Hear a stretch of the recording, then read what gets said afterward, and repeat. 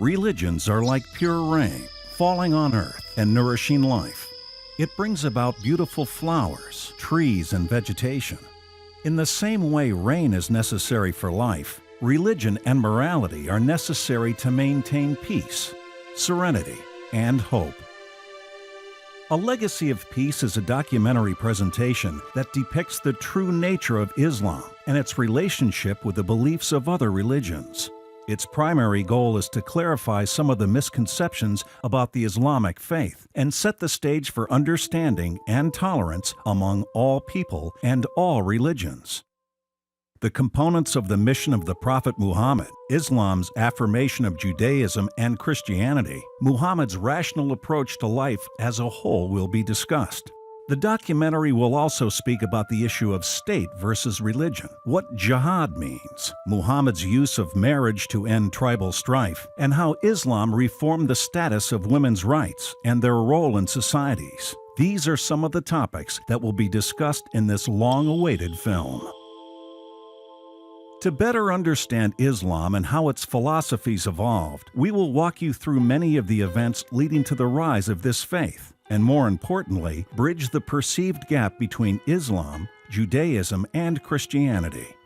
Just as Judaism turns to Moses for their teachings, and the Christians believe that Jesus was sent by God, the Muslims believe that Prophet Muhammad received the revelation of Islam. In the early 600 AD, in the city of Mecca in the Arabian Peninsula, Islam was born to continue the religious traditions set out from the dawn of mankind. The Prophet Muhammad was from the Hashim clan of the Quraysh tribe that ruled the city during that time.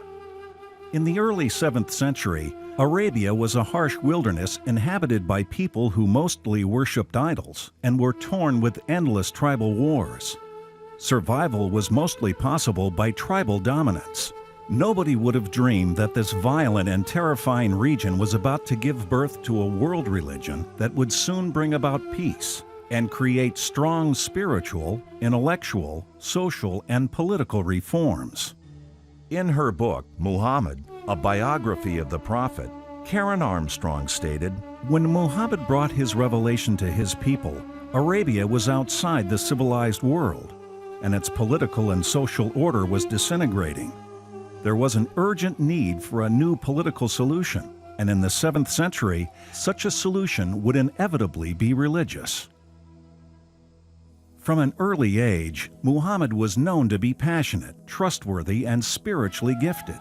He would often reflect and withdraw to a cave near Mecca called Cave Hijra to ponder and meditate. At the age of 40, during one of his retreats, Muslims believe Archangel Gabriel appeared to him with a message from God. He said to him, "O Muhammad, read." Muhammad was terrified. He said, "I cannot read." Archangel Gabriel repeated, "O Muhammad, read." Muhammad replied, "But I cannot read." Then he took Muhammad into his arms and recited, "Read, in the name of your Lord, who created man from a clinging substance. Read, and your Lord is the most generous, who taught by the pen, taught man that which he knew not." Thus started Islam's revelation with the word read, and the revelation continued to occur periodically over a period of 23 years, which formed the Holy Quran.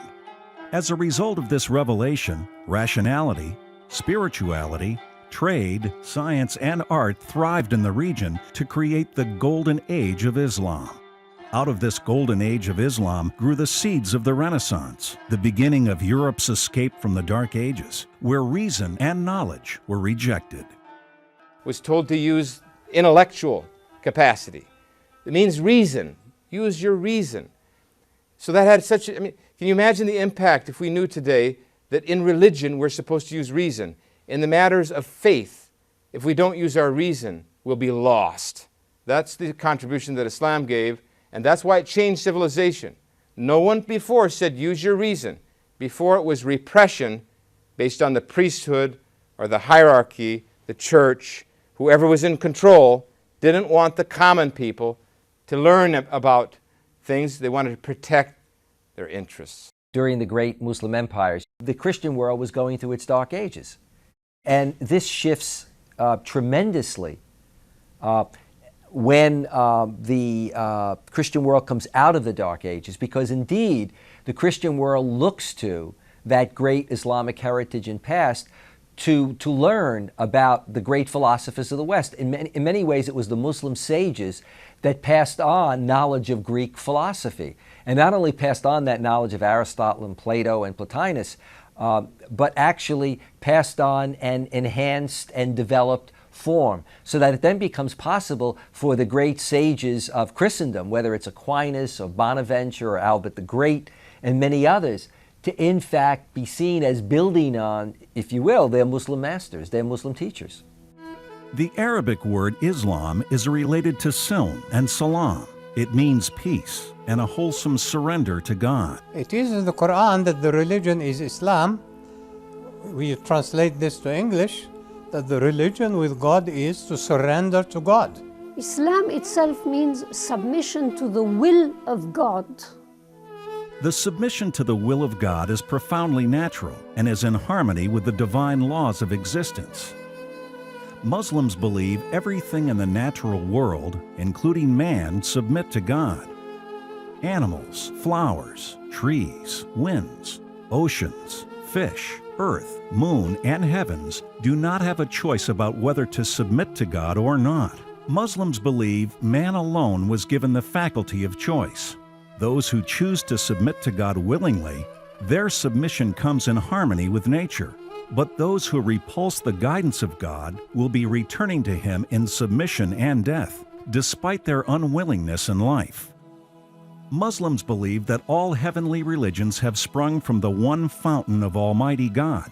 And with this deeply held belief, Islam enforces the beliefs at the core of Judaism and Christianity.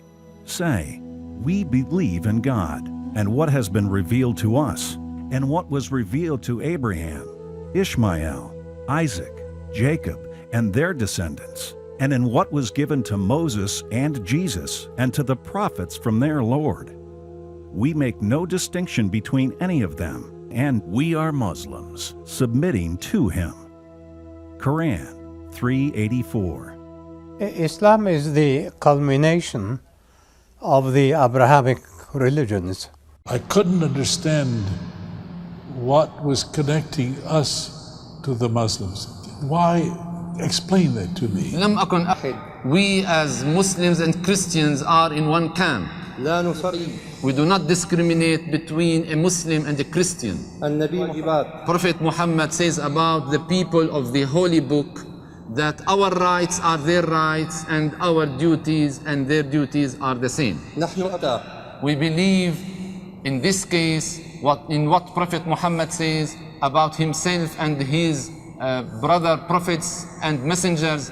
We prophets are brothers. Our religion is one, though our procedural work is diverse. The source of religion is one. We Muslims consider that Islam is the continuity of the previous Abrahamic religions in this final form of Islam.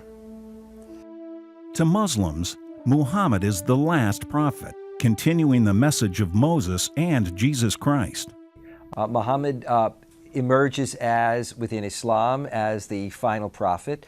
His example is such within the Muslim community that popularly he's often referred to as the living Quran. That is, he is the model, his practice, his sunnah, what the prophet said and did. The Arabic word Allah is the proper name for God, Lord of the creation, maker and sustainer of this universe and beyond. I think that there's a great misunderstanding. People act as if Allah is somehow a special private name, when in fact it's the Arabic word for God. There's of course one God in the universe, and Judaism, Christianity, and Islam all relate to this same God.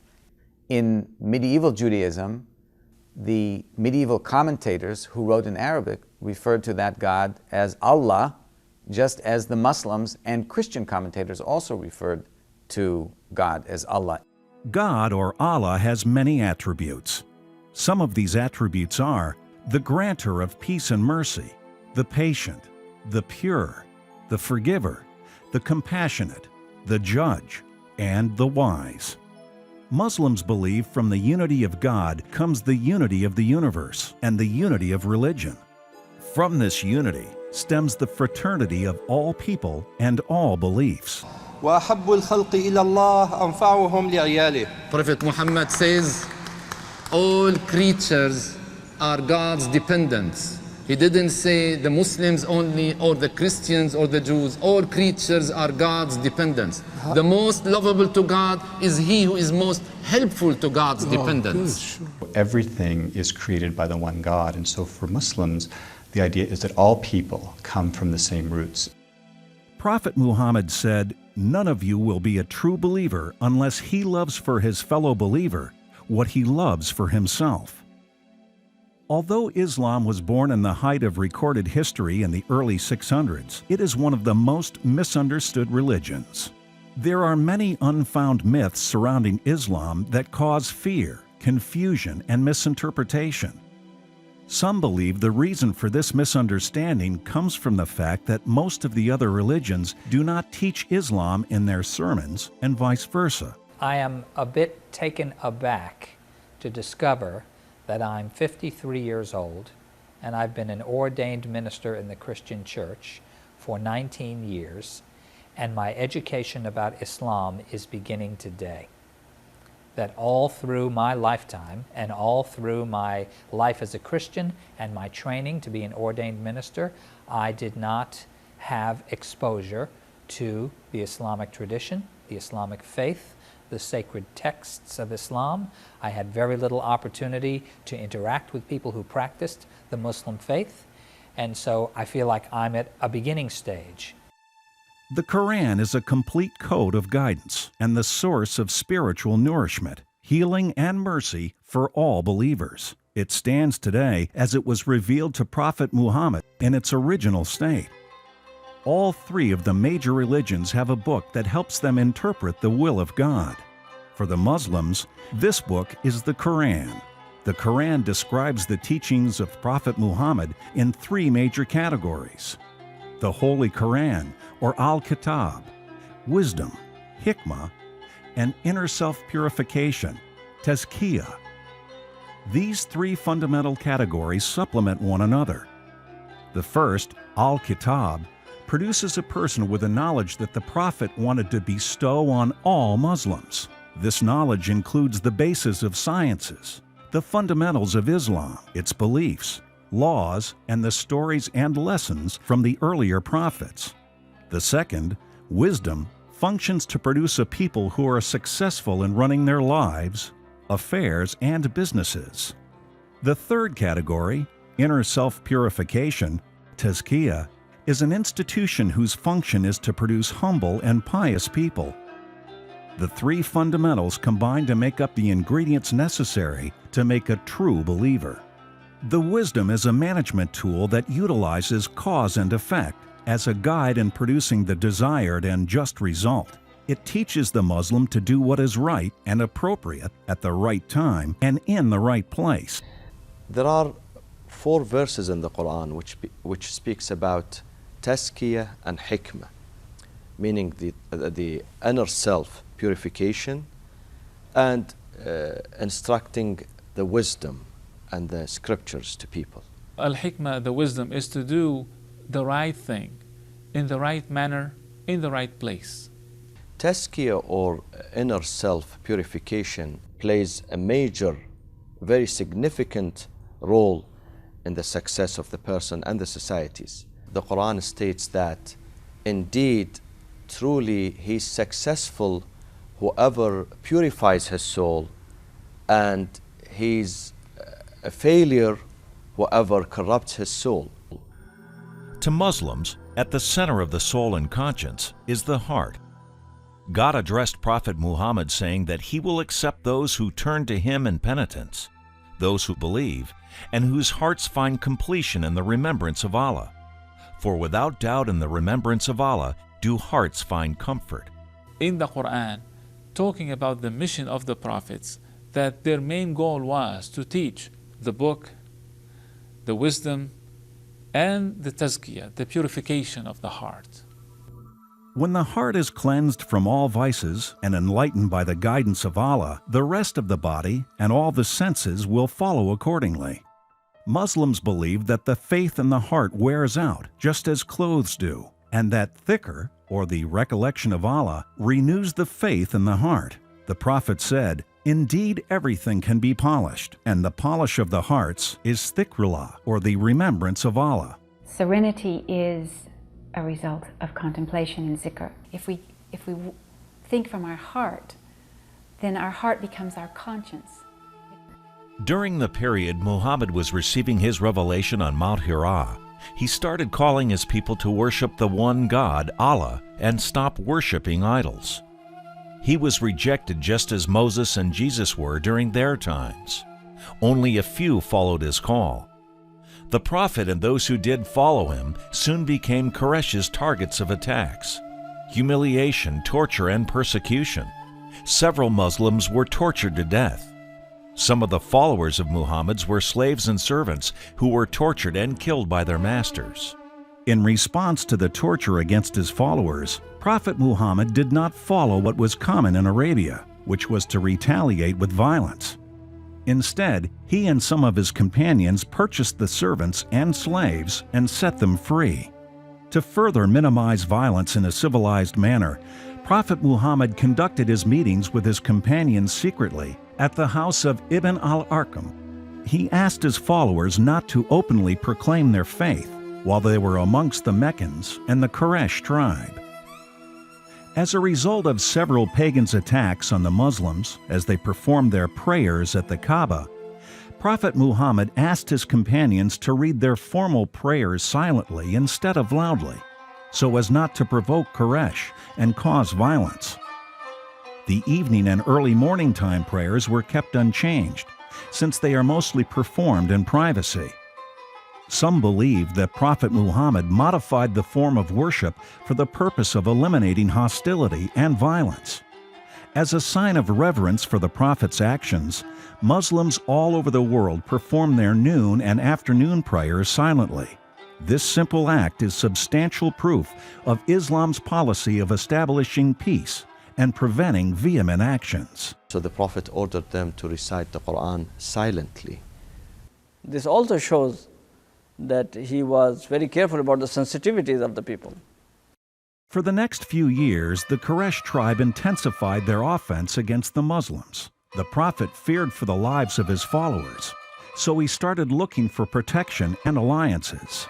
The closest to him was the Christian monarch of Abyssinia, King Asmaha Negus. When Muslims were persecuted in Mecca, the Prophet told his followers that here the life is difficult for you, but then in another part, in Africa, in Abyssinia, there is a ruler who is very just. He's a Christian, but he's very just. His name was Najashi or Negos, and the Prophet said, why not migrate there? And you will find fair treatment in his state, in his government. And so many Muslims migrated. Almost 100 people migrated from Mecca to Abyssinia. And very interesting stories are mentioned that when they came there and people of Mecca, they sent some people to pursue them. And they went to the king and they told the king that there are people who ran away, some young people, they ran away from their homes, some slaves who ran away from their masters. We would like that you send them back. The king said, but I want to hear them. Let them come and speak. And when Muslim speaker spoke on behalf of other Muslims and explained what the message of Islam is, Najashi said, no, you have every right to practice your religion. And he allowed them to live there. And Muslims, they reciprocated with loyalty to that king. They were very loyal to the king, and they helped him in his battles with his enemies because they recognized this goodness that he did. The Quran also speaks about the people of the book, who are Christians and Jews. Islam holds a special status for them, since they received revelations from God and believe in the Day of Reckoning. It is wrong to say that Islam teaches violence between Muslims and Christians or Muslims and Jews. Islam emphasizes that you have these two traditions especially, Judaism and Christianity, they have many things in common. And you have to recognize this commonality and have better relations with them. Surah number 16, Allah says that when you discuss with the people of the book any matters, you discuss with them in a nice manner. Even when you argue with them in a nice manner. In Surah number 3, it says, قُلْ يَا أَهْلَ الْكِتَابِ تَعَالَوْا إِلَىٰ كَلِمَةٍ سَوَاءٍ. O people of the book, come, let us join our hands on common principles, on common values. This is what it says. In Surah number 60, Surah Al-Mumtahina, what does Allah say? Allah says, Allah does not forbid you from having good relations with those who do not fight you in the matters of your religion, do not expel you from your homes. Be nice to them. Judaism and Christianity and Islam share some of the same moral values: respect for the individual, the requirement to obey the divine will, to understand a sense of humility as being a human, non-perfect, a human to whom there is always a relationship with something that is greater and far beyond. These are things that all the religious traditions share with one another. Islam emphasizes freedom. This Western society speaks a great deal about freedom. Freedom of expression, freedom of religion. The Quran says no compulsion in matters of religion. God has permitted Muslim men to marry Christian and Jewish women who may or may not convert to Islam.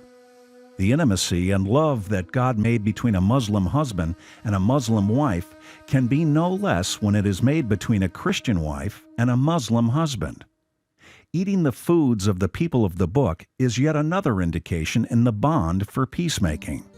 This day are all things good and pure made lawful unto you. The food of the people of the book is lawful unto you, and yours is lawful unto them. Lawful unto you in marriage are not only chaste women who are believers, but chaste women among the people of the book revealed before your time, when ye give them their due dowers, and desire chastity, not lewdness nor secret intrigues. Quran 5:5.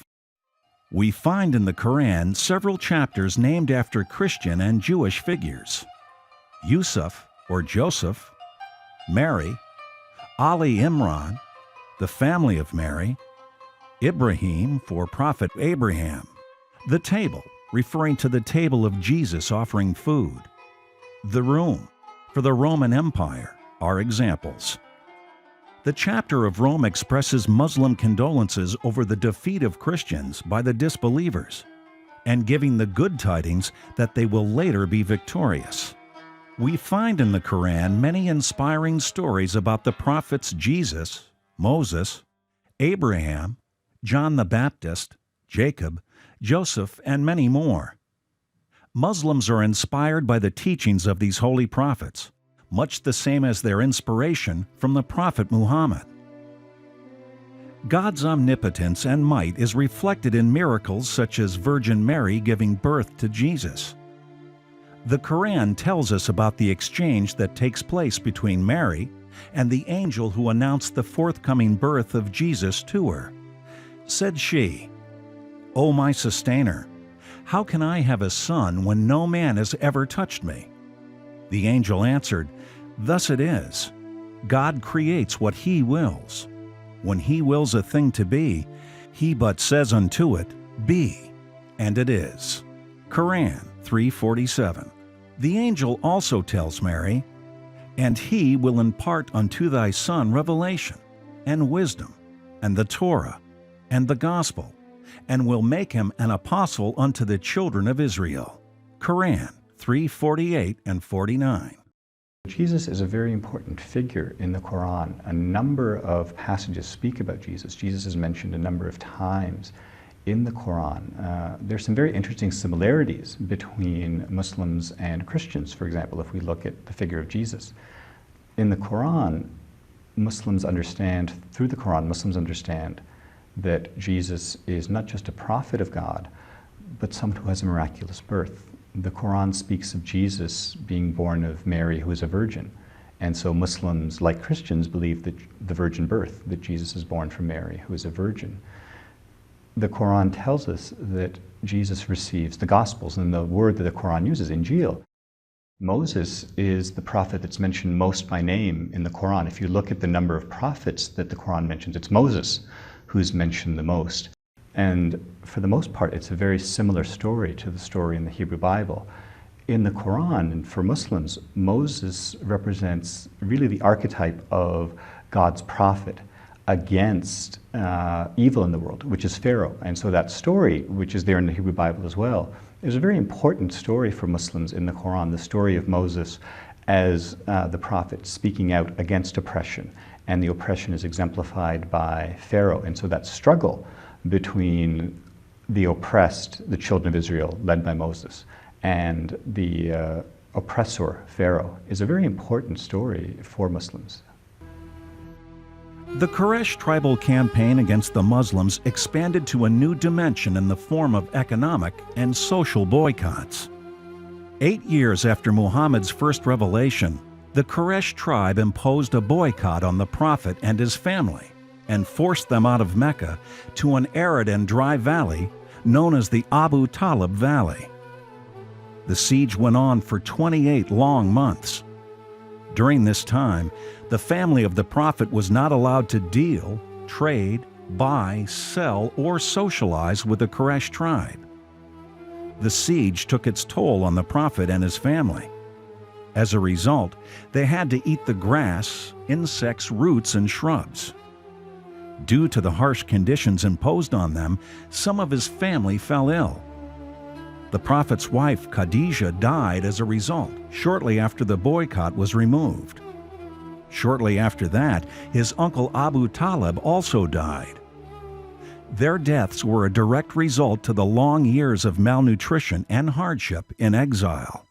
King Negus of Abyssinia sent a Christian delegation of 33 people to visit the Prophet and express their concern about the Muslims' condition.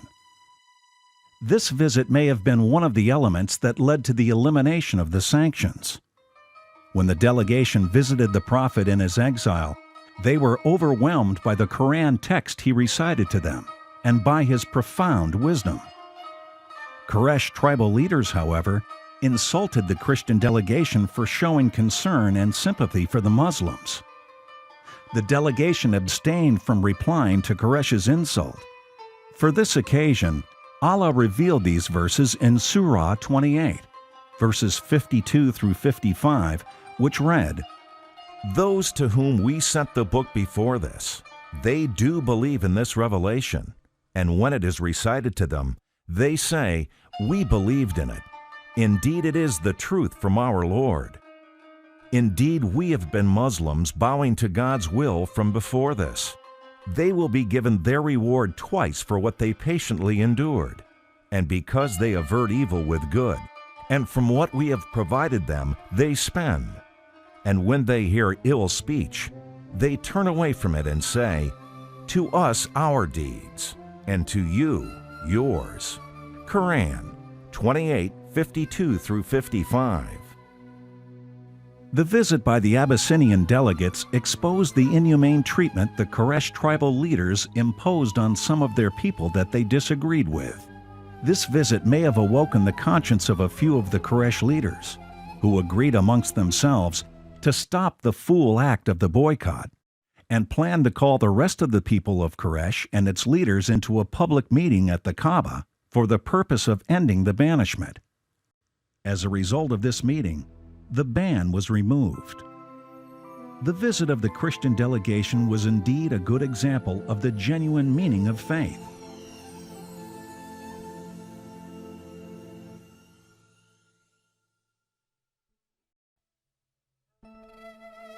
Having lost his wife and uncle, Muhammad's exposure to Quraysh's harassment and assaults grew greater.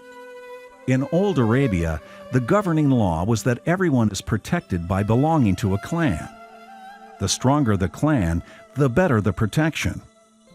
For Muhammad, his father died before he was born, and his mother died when he was 6 years old.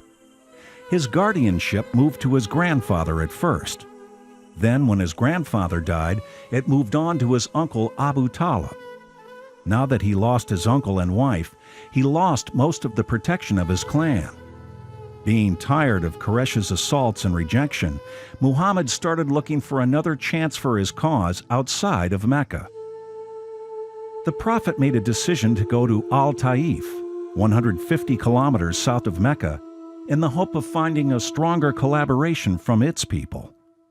It must have been horribly painful for Muhammad to have made such a decision. He knew that if he left the city, his life would be endangered by the lawless Arabia, and that if he had to return to Mecca, he would have to find a new clan to protect him, which might not be possible. In Taif, the Prophet was utterly turned down by the city's 3 leaders. One leader said to him, "If God sent you, I will tear down the hangings of the Kaaba." The second leader told him, "Couldn't God find anyone else other than you to send?"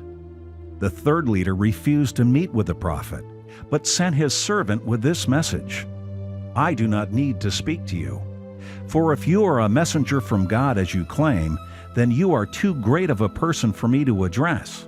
And if you are a liar, it is not befitting for me to speak to you." Knowing the consequences if he returned to Mecca, Muhammad appealed to them to conceal the news of rejection from Quraysh or to allow him to stay among them. His plea was also rejected. Instead of the expected kindness, they turned loose their children to follow him and threw stones at him until his head was severely cut. He bled until the blood came out of his shoes. Just outside of town in a vineyard, the Prophet and his servant rested and prayed these words: "O my God, unto you I complain of my weakness, of my helplessness, and of my lowliness before men. O most merciful of the merciful, you are Lord of the weak, and you are my Lord. Into whose hands will you entrust me? Unto some far-off stranger who will ill-treat me? Or unto a foe whom you have empowered against me? I care not if your wrath is not on me." Upon this supplication, the angel of mountains came to the service of Prophet Muhammad, asking his permission to close the mountains on the people of Taif. But despite his deepest wounds of rejection, Muhammad replied, "No, God may bring from their offspring people who may testify to the oneness of God and worship Him." The Prophet was magnanimous. His zeal for peace and forgiveness indeed overpowered his personal anger and self-wounds. Testifying to this fact, God revealed, "And indeed you are of a great moral character." Quran 68:4. The Quran also said, "And we have not sent you, O Muhammad, but as a mercy to the worlds." Quran 21:107.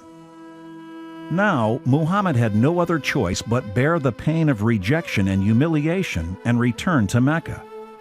The next task for him was to find protection in Mecca. He sent his servant Zayd with the names of several tribal leaders in the hope that one of them would accept the request. Only one, Al-Muti ibn Adi, who was an idolater, accepted the protection of the Prophet. For the next 3 years, Muhammad was under the protection of a disbeliever. As expected from the Prophet, who was sent to teach wisdom and rationality, he had to deal with the new circumstance differently. Now he would no longer speak low of their idols, nor would he introduce himself to Quraysh in the way and frequency he used to. Instead, he channeled his efforts to the people who visit Mecca, especially during the pilgrimage season. And this flexibility in approach seemed to be fruitful. For example, he met with some people from the city of Yathrib who were favorable to his call and accepted Islam. The few converted Yathrib Muslims went back to their people and made more converts. In the next pilgrimage season, 12 of them met secretly with the Prophet and made a covenant with him to act and live up to the highest of standards. He asked his companion, Musab ibn Umair, to go with them and be his ambassador in Yathrib. In Yathrib, the Prophet's ambassador and the 12 Yathrib Muslims were successful in introducing Islam in the city. In the next year's pilgrimage to Mecca, 70 Yathrib Muslims met again, secretly with the Prophet, and made a pact with him to live righteously and give him protection. The prophet had them select 12 representatives from amongst themselves, possibly reflecting their corresponding tribes, to report to Musab. Under this leadership, the Yathrib Muslim community soon became a significant power. Now, the scale of the relative power between the Quraysh tribe and the Muslims had begun to shift in favor of the Muslims. 11 years after the first revelation, the miraculous journey of the prophet to Jerusalem and his ascension to the seven heavens took place. In this remarkable journey, Muhammad met with his brother prophets, Abraham, Moses, Jesus, and all other prophets sent by God, and he led them in a prayer in Jerusalem. From Jerusalem, he ascended to the seven heavens, again meeting with the prophets. It was here he received the Muslim duties of the 5 daily prayers. Muhammad's meetings with all the prophets demonstrates the close ties and common grounds between Islam, Christianity, and Judaism, as well as other revealed religions. Since the conditions for the Muslims in Yathrib was far better than that of Mecca, most Meccan Muslims migrated to Yathrib to escape rejection and execution. They left behind their loved ones and belongings. Late in the 12th year, from the first revelation, the Prophet himself received inspiration to migrate to Yathrib. He instructed his close friend, Abu Bakr, to prepare 2 camels, food and supplies, and set them on standby for the journey. The Prophet also hired a travel guide for his convoy. Observing the Muslims' migration and success in Yathrib, Quraysh leaders were getting nervous and furious. Out of other options, they resorted to use more violence and plotted to kill Muhammad without the fear of reprisal from his clan, the Banu Hashim. The plot to kill Muhammad was to be carried out by a representative from each of Quraysh's clans, with each plunging his sword into him. In this way, the Prophet's clan would not be able to fight all of the clans of the Quraysh combined. The Prophet was informed by Allah of Quraysh's plan and gave Muhammad the permission to migrate to Yathrib. The Prophet told his close friend Abu Bakr, who was all too happy to accompany the Prophet in his journey. On the night of the journey, the Prophet instructed Asma, Abu Bakr's daughter, along with her brother Abdullah, to deliver food and the news of Quraysh's plan to his hideout at Cave Thawr. He also instructed Abu Bakr's servant to graze a herd of sheep where the Prophet's convoy and messengers walk, to destroy their footprints. This helped prevent Quraysh's assassins from tracing their footprints to their hideout. On the night the murderers surrounded the Prophet's house, Ali ibn Abi Talib, the Prophet's cousin, offered to wrap himself in the Prophet's cloak and lay in his bed, knowing that Quraysh will not harm him. The Prophet made his escape from Mecca along with Abu Bakr. To mislead the Meccans, who believed he would head north to join the rest of the Muslims in Yathrib, Muhammad and Abu Bakr headed south instead, to their hideout, the Cave Thawr. When the murderers entered Muhammad's house to kill him, they were disappointed to find out that it was Muhammad's cousin who was in the bed. The leaders of Mecca called for a wide search for Muhammad and offered 100 camels as a reward to the one who apprehended him. This lucrative reward attracted many people to search for Muhammad. Because of his well-devised plan, no one was able to find him. The Prophet and his friends stayed in the cave for 3 days. During the nights, they were kept informed of all news and developments of what was occurring in Mecca. After 3 days, the Prophet, Abu Bakr, and their guide took the Red Sea route to Yathrib to ensure their escape. After 10 days' journey, Muhammad arrived safely in Yathrib. That day in mid-June, 622 AD, marked the beginning of the Islamic calendar and the founding of the Muslim nation. Muhammad was well received in Yathrib, and the people named their city Madinatu an-Nabi, the city of the Prophet, or Medina for short. Not long after his arrival, the Prophet built the first mosque from which he began delivering his messages. Along with this spiritual development, the Prophet made other social and political developments in the city. These developments served to establish peace and strengthen the bonds amongst the people in the city. He established a peace between two major tribes in the city. He also established a transitional league of brotherhood between the Meccan emigrants and the Medinan Muslims. With the 13 Jewish tribes living in Medina, he forged a treaty called the Constitution of Medina, which ensured everyone's freedom and safety, people's political rights, freedom of belief, freedom of enterprise and trade were protected. Also, this constitutional document spelled out individual citizen obligations, sanctity of life, prevention of crime, laws of municipalities, and the dignity and equality of people governed under the law.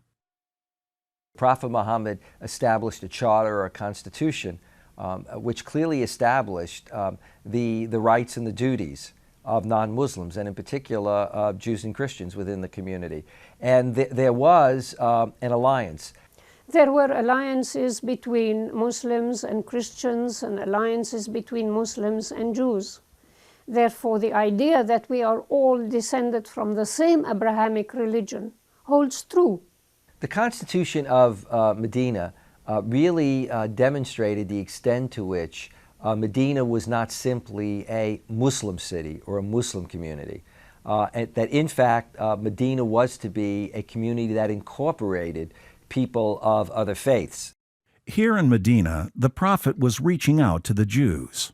He was teaching the Muslims and Jews who attended his sermons what was revealed to him from the stories of Moses, Jesus, and other Israelite prophets. Also, the Muslims were told to face Jerusalem in their prayers, like the Jews and Christians did. As we also know, early on, the Prophet expected that Jews would, in time, accept the message of Islam. And indeed, the early Muslims faced Jerusalem initially. However, when it became clear that that acceptance wasn't going to come, the Quran revealed to Muhammad that the direction of prayer be changed to Mecca. Regarding Muhammad's grand work in Medina in establishing law and order, Karen Armstrong, in her book, Muhammad, A Biography of the Prophet, stated, "Unlike Christianity, which came to birth under the Roman Empire, where the social and political orders were already established, and Jesus and St. Paul had to mainly worry about the spiritual order, Arabia had no political or social order. Under this constitution, Muslims, Christians, and Jews lived in peace and harmony. It also gave protection to the Jews and Christians who were minorities in the Muslim lands." The Golden Age, particularly in Spain in the medieval period, is a flourishing time, particularly of Jewish and Muslim collaboration. When Jews were able to live and prosper and contribute to the general society when they were a minority living under Islamic regimes. As the new immigrants arrived into Medina, many of them fell ill, having no immunity against the kind of diseases existing there. The Prophet formed a task force and asked them to remove the city's wastes from its streets to a trash dump area called Al-Jufa. He made this prayer, "O Allah, purify Medina and help us move its disposable to Al-Jufa, and cure our sick and make us love it in the same way you made us love Mecca." As a result of this work, a healthier environment for all the citizens was achieved. Another urban task Muslims conducted was improving the water and irrigation systems in Medina. The Prophet, along with the city's water drilling experts, drew up plans for drilling 54 water wells in and around the city. Upon its completion, water for the city and for irrigation was plentiful. The Prophet issued land deeds for improvements to dead land. He said, "Any who improves a dead land, he will have the right to own it." As a result of this work, the agriculture of the city grew and prospered. The third task the Prophet undertook was to light the city streets. Tamim ben al-Aus ad-Dari had set lamps in the mosque of the Prophet to illuminate it. When the Prophet entered the mosque, he was pleased with what he saw. He asked Tamim to provide lamps for all the city streets in Medina. Upon the completion of this job, the Prophet said, "May Allah enlighten the heart of Tamim ad-Dari, for if I had a daughter, I would have asked her to marry him. From that point on, the city's name took an adjective to become Al-Madina al-Munawwara, or the Enlightened City. The spiritual, political, civic, and social developments of the city should help in understanding why Muslims do not separate religion and state. The question of separation between religion and state relevant to Islam is addressed by Karen Armstrong in her book, Muhammad, A Biography of the Prophet. She states, "In Europe, we have gradually evolved an ideal which separates church and state, and we usually blame Islam for confusing two areas that are essentially distinct. But the Christian experience should not prejudice us against other cultural and religious traditions, which have developed under different conditions." Muslims escaped Mecca before facing extinction, but they would continue to be in mortal danger for the next 5 years in Medina. The Meccans were, in fact, persecuting the Muslims not only when the Muslims were living in Mecca, but then they still were trying at the end of the day to enjoy their pride of place and to, in many ways, marginalize the Medinan community. Islam is a religion of peace, and Muhammad, the Prophet, he tolerated a lot of persecution, abuse, and suffered a lot at the hands of his enemies, and did not want to shed blood or go to war. And God had to tell him to fight those who persecute you. The Prophet had to migrate, leave Mecca and come to Medina. They did not leave him alone there. They kept coming and attacking the city of Medina, one after another. In Muhammad, A Biography of the Prophet, Karen Armstrong states, "It was essential that Muslims display an image of strength and decisiveness if they were to survive the lawless state of Arabia 7th century. In Medina, whenever the Prophet heard that one tribe, urged by Mecca propaganda, was preparing to invade Medinan territory, he would march aggressively to forestall the attack, and the opposition tended to melt away as soon as the Muslims arrived." And so we see a series of battles. In the Battle of Badr, against overwhelming odds, the Muslims win. In the Battle of Uhud, the situation's reversed, and indeed the Prophet is injured. The story of the Battle of the Pact began with the Meccan Quraysh leaders summoning all its confederates, 10,000 people, and marched towards Medina with the intention of finishing off the Muslims. This was a year after the Battle of Uhud. The battle ended peacefully without an actual fight because the Muslims dug a deep ditch between the flatland of Medina and the mountains outside the city. They strategically placed their soldiers on the mountainous side and along this ditch. The Meccans were taken by surprise when they were faced by the ditch and were unable to cross it or penetrate the Muslim defensive lines. After 40 days of siege and attempts to engage the Muslims in a battle, Quraysh soldiers gave up and returned home. Muslims believed their struggle, or jihad, paid off in preventing another bloodbath and a major loss of life. War has to be avoided as much as possible. For this reason, Islam said that you should be strong. If you are strong, your enemies will not attack you. There will be no war. Muhammad sent several expeditions to the rest of the tribal communities of Arabia, announcing their strong presence and making alliances with them before Quraysh did. Although these early battles made a significant psychological outcome, the resulting casualties were quite small.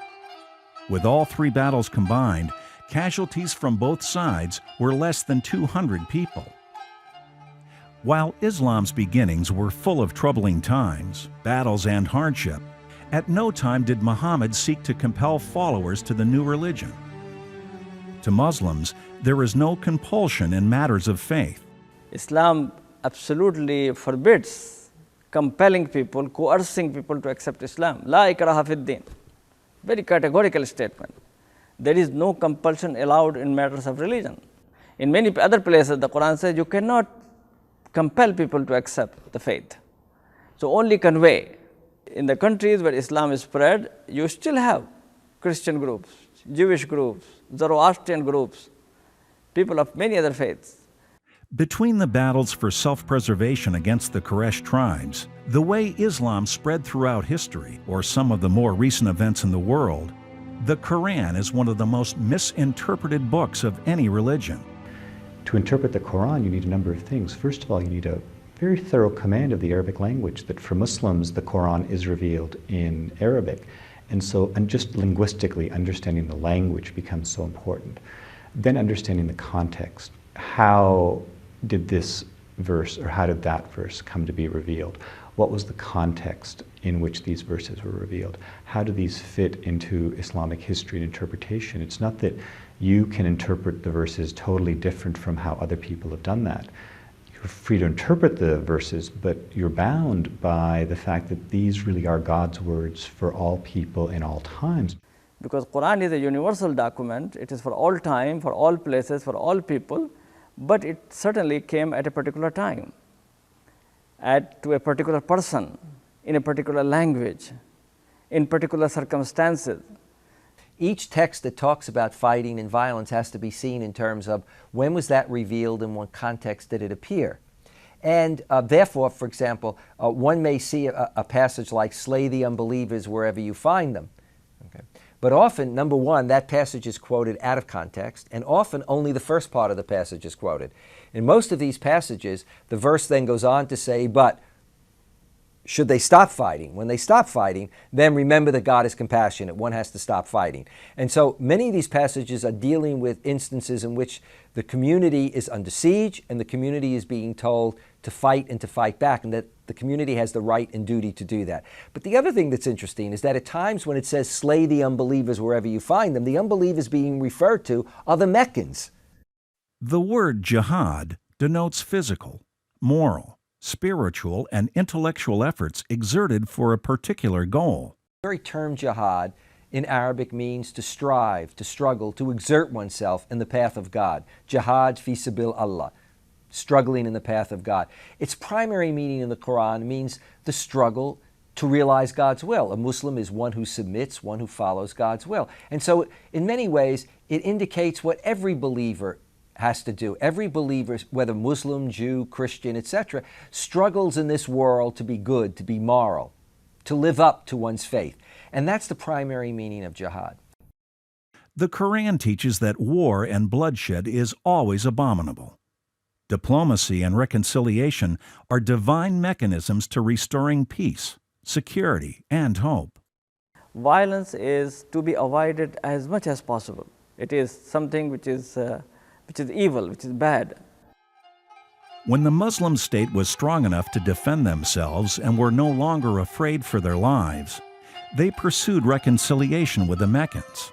For example, during the 6th year from his migration to Medina, the Prophet, with 1,400 people, peacefully moved toward Mecca to conduct the ritual of the Lesser Pilgrimage.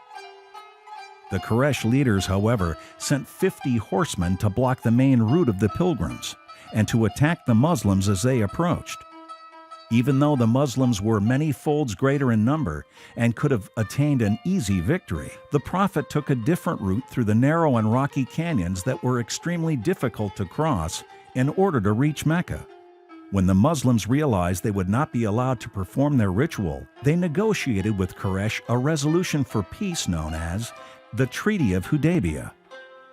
The treaty, among other things, called for no war for the next 10 years, and that the Meccans are to allow the Muslims to perform the Lesser Pilgrimage in the following season. Many of Muhammad's companions were dissatisfied and angry and felt it was humiliating to sign such a treaty. Karen Armstrong, in her book, A Biography of the Prophet, stated, "Muhammad was a peacemaker who risked his life and nearly lost the loyalty of his closer companions because he was so determined to reconcile with Mecca. Instead of fighting an intransient war to the death, Muhammad was prepared to negotiate and to compromise. And this apparent humiliation proved, in the words of the Quran, to be a great victory." The Prophet was in an area of Arabia in which you had tribal warfare. And Arabia was located between two massive empires, the Sassanid and the Eastern Byzantine Empire, who were themselves warring among themselves. The Prophet brought peace to Arabia. he brought Islam, and Islam, submission to the will of God, the religion of Islam was to transcend all tribal and ethnic affiliations. And so he brought peace to Arabia. Islam absolutely forbids attacking people who are innocent. Islam says you should not initiate violence. The Quran says do not aggress against those who do not aggress against you. So even if there is difficulties and problems, try to see that the Quran says that when people do wrong to you, you should do good to them, so that this is the way you can bring friendship and good relation. The Prophet's wisdom in making peace and uniting his people did not stop at only political treaties, but he used the social customs of Arabia to overcome factions and animosity in the land. Who he married is an example of this. The Prophet married Hudaybiyyah, the daughter of the Quraysh leader Abu Sufyan. Later he married a Jewish lady, Sufiya, the daughter of the chief of the Nudair tribe. The Prophet also married a Christian lady, Maria. Even though both these ladies accepted Islam, these marriages are symbols showing that Islam transcends barriers. It also shows that Islam seeks to build bridges and relationships with other communities and other religions. The Prophet in his own personal life often sought to bring about that peace through diplomacy and indeed through a number of his marriages. So when we look at the marriages of the Prophet, they occur for a number of reasons. He married widows, but the Prophet also was involved in marriages, much as later on we see rulers involved in marriages that cement relationships with other tribes. A chronological timeline of the marriages of the Prophet reveals the role of these marriages to bring about peace. The Prophet married his first wife, Khadijah, at age 25. She was a widow of age 40. They stayed married until she died. He was then 50 years old. He stayed single for the next 3 years until the age of 53, when in Medina the Prophet married his second wife, Aisha. In the next several years, during the reconciliation with Quraysh and the tribes surrounding Medina, he made the rest of his other marriages. These marriages were instrumental in ending the violence and securing lasting peace. The Prophet used other social customs to create peace and friendship.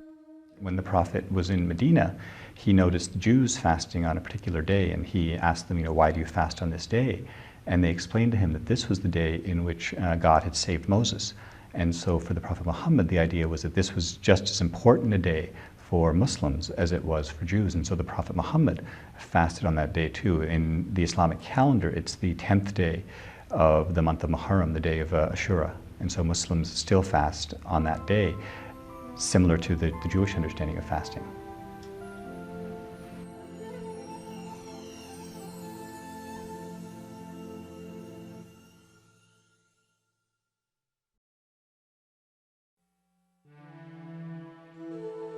Muhammad encouraged Muslims to create social bonds through their work within their communities.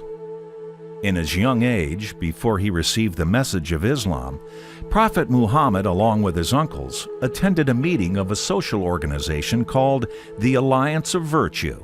This organization was established to help the oppressed and to foster justice in and around Mecca. After receiving the revelation, the Prophet showed his esteem with such organizations and said, "I had witnessed, along with my uncles, a meeting of the Alliance of Virtue in the house of Abdullah ibn Judan, whom I loved more than the most precious thing, and if I were to be called to join it in Islam, I would." Muslims believe in fostering good traits and condemn evil acts. In fact, one of the lesser pillars of a Muslim is fostering good and forbidding bad. This is known as Al-Amir bil Ma'ruf wa Anahi an al-Munkar, meaning commanding the doing of what is right and forbidding what is wrong. This philosophy allows the Muslim to practice what is known by all people to be good, such as obeying traffic laws, penalizing the criminal, stating the truth, etc., and also rejects what is known as bad or immoral, such as intoxication, harming neighbors, stealing, and lying. Some scholars say ma'ruf is that which is recognized by all people as good, and munkar is that which is recognized by all people as bad. Islam by now has a strong footing in Arabia, and the Muslims enjoyed the peaceful years after the Treaty of Hudaybiyyah was signed. However, this peace would not last. 2 years after the Treaty of Hudaybiyyah was enacted, one of the Quraysh tribes breached it, attacking and killing 20 people from a tribe from the Muslims' camp. The treaty is basically, at a certain point, seen as violated by the Meccans, who undertake a series of attacks or getting others to attack the Medinan community. And so, in effect, the Prophet says this is abrogated. The Medinan community moves on Mecca. And at the end of the day, the Meccans, realizing that they are facing a highly motivated community, and in a sense, overwhelming odds, are subdued, surrender. The Prophet moved into Mecca with as many as 10,000 people and entered the city peacefully. He entered the city with his head bowed down in humility to God and with respect for the city's sacred house of God. He forgave the Meccans with his famous words, "Go about wherever you may please, for you are set free." Muhammad's action in forgiving the Meccans was magnanimous, since Muhammad was at the peak of his power and he could have easily crushed the Meccans.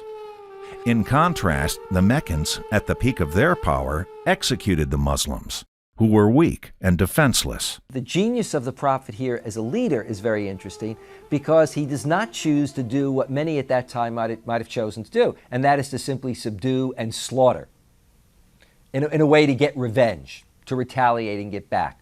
But rather he takes the high ground. The Prophet accepts the surrender. A fairly significant number of notables convert to Islam, and the Prophet indeed offers positions of significance to a number of the Meccans. And so in many ways, the Meccans now become absorbed within that broader Islamic community. During the Muslims' peaceful re-entry into Mecca, the Prophet announced, "Anyone who enters the house of Abu Sufyan, who is the leader of the Meccans, is safe." Here, we see that the Prophet was acknowledging the stature of the leaders of Mecca, and he showed that the Muslims were not to abuse the social and political structure of the society. Once the city was opened, Muhammad appointed Attab ibn Asid, a member of the Quraysh tribe, to rule the city, rather than placing himself or his regime to rule over Mecca. God emphasizes in the Quran the sacredness of the human soul and condemns acts of terror. If anyone slays a human soul, unless it be in punishment for murder or for spreading corruption on earth, it shall be as though he had slain all mankind. Whereas, if anyone saves a life, it shall be as though he had saved the lives of all mankind. Quran 5:32. Muslims believe that any regulation or act made for saving a human life, such as traffic regulations, medicinal child-proof bottling, and the protection of the ecological system, are examples for saving the human life. A Muslim is rewarded for inventing and practicing such measures and showing respect for the human soul. The Islamic law, Sharia, is a community moral law derived from the Quran and the teachings of Prophet Muhammad. The Sharia is not just a legal system. It's an orientation towards God. Literally, Sharia means the path to the watering hole, which means that by taking certain actions, we can come closer to the source of divine goodness and justice. So that includes not only creating laws in society like criminal laws and contract laws, but also forming our family life, our community life, looking at our relationship with our neighbors. One interesting thing about Islamic law is that Muslims have moral and legal obligations to their neighbors. It's impermissible for a Muslim to go to sleep while his or her neighbor is hungry. Your neighbor in Islamic law has a right to come and demand, in fact, food from you if they're in need. So that idea that the legal system is a way to create a sense of community, a sense of responsibility, beyond the individual, although of course individual rights are also protected. The Sharia is built around the protection of 5 vital elements. There are 5 important things in Islam that must be very strictly protected. The blood of the people, the life of the people, their property, their religion, their honor, which is related to family, related to themselves, no defamation, no gossip, no spread of rumors against somebody, all of these things. And then people's mind, their understanding, their knowledge, all of these things, they have to be protected. Muslims believe that the severity of punishment for certain crimes in the Islamic law is for deterrent purposes. The Quran says that in the punishments of retribution, that there is life for people, meaning that some crimes, if they become widespread in a society, can cause great damage. Not only can individuals be harmed, but people will feel insecure. They won't be able to live a normal life in society. It has been proven that people are less likely to commit unlawful violations so long as the penalty is stiff. For example, in California, a traffic citation point in 2004 requires 18 months to be removed off a violator's record, versus 6 months requirement in the mid-1970s. Similarly, the level of intoxicant found in a drunk driving citation was lowered to 0.08 in the early part of 2000 from 0.12 in the mid-1970s. To Muslims, avoiding punishment is part of the judicial system. The Prophet teaches jurists to avoid the punishment by any suspicions. The Islamic law also offers an alternative for capital punishment by means of pardon or monetary compensation. If someone commits a deliberate act of murder in an Islamic legal system, the family of the victim has the right to forgive that person. They also have the right to demand punishment, or they can ask for compensation. And the Quran states that it's preferable for the people to forgive. Why is that? Because forgiveness itself is an act it frees the people who have been harmed from a sense of anger, a sense of victimization. It empowers them to have some control over the situation by giving that act of forgiveness. The Quran emphasizes peaceful dialogue. Invite all to the way of your Lord with wisdom and beautiful preaching, and discuss with them in ways that are the best and most gracious. Quran 16:125. Say, O people of the book, come to common terms as between you and us, that we worship none but God, that we associate no partners with him, that we erect not from among ourselves lords and patrons other than God.